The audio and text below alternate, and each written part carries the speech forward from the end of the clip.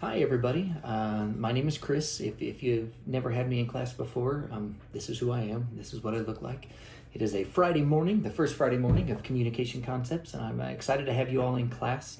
Don't worry, I'm trying to grow out a beard, so I'm not just being lazy on a Friday morning. So over the next couple weeks with videos, if it got longer, then you'll notice that I feel like I'm being successful. If I shave it, then you'll notice that I felt like I wasn't. So anyway, welcome to the class. It is wonderful to have you all, and I'm very glad that you guys are here. So this is a class about communication and the processes of communication and the importance of communication. Now, the book that we are working with first is the Adler book, and in this Adler book, I really just want to emphasize, that there are a few things here that are really important. This book is definitely from a perspective about communicating at work and communicating in the business world and different things like that. So while this is not a Christian textbook per se, this is a very practical textbook about ways to do things professionally.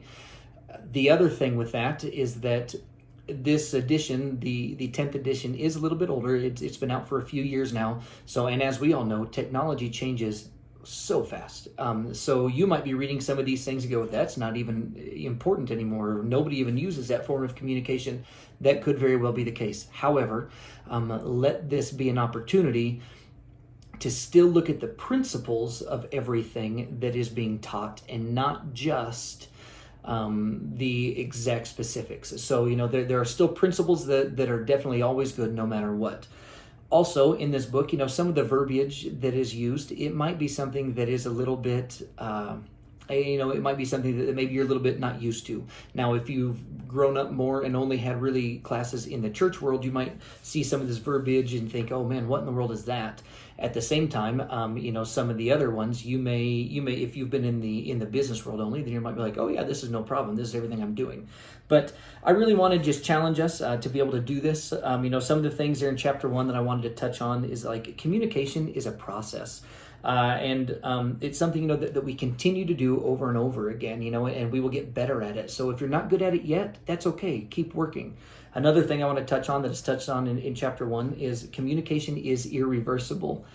Anybody who's married, anybody who has kids, anybody who's worked anywhere, anyone who has ever talked to anybody understands that communication is irreversible. And sometimes we say things that we probably shouldn't. And so we need to make sure that we are always holding ourselves to account and thinking about the way we're going to say things so as to not purposely say something damaging to someone else.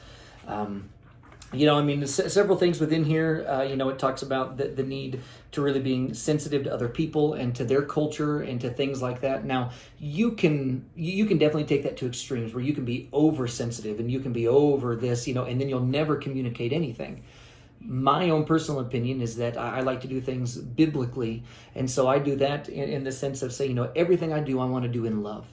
Now, I am not responsible for the way somebody else takes something that I say. However, I am responsible for the way that I say something, and I am responsible for my attitude behind what I'm saying. So, a lot of times people love to either be, I'm a truth speaker, or, well, no, I just got to speak in grace. Well, when in reality, we need to do both of those things because communication is both a combination of grace and truth. That was what Jesus did. He spoke the truth and he was full of grace. And so that is something that we need to be able to do as we communicate with people and as we just communicate in general.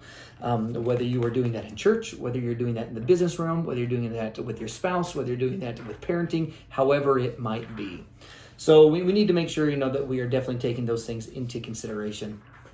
Anyway, I just wanted to touch base for a moment. Read those chapters, chapter 1 and chapter 2, and do those couple of homework assignments. All the homework assignments will be due on Saturdays this semester. If you're ever running late or if you're having issues, please reach out and let me know. I'm always flexible and able to help as long as you are communicating. Now, especially in this class, since this is a communication class, you will be held to a higher standard to make sure that you are communicating. So, as always, if you have any questions, please feel free to let me know. I hope everybody is doing well. And yes, it is. I'm excited to see what we are going to accomplish together in this semester.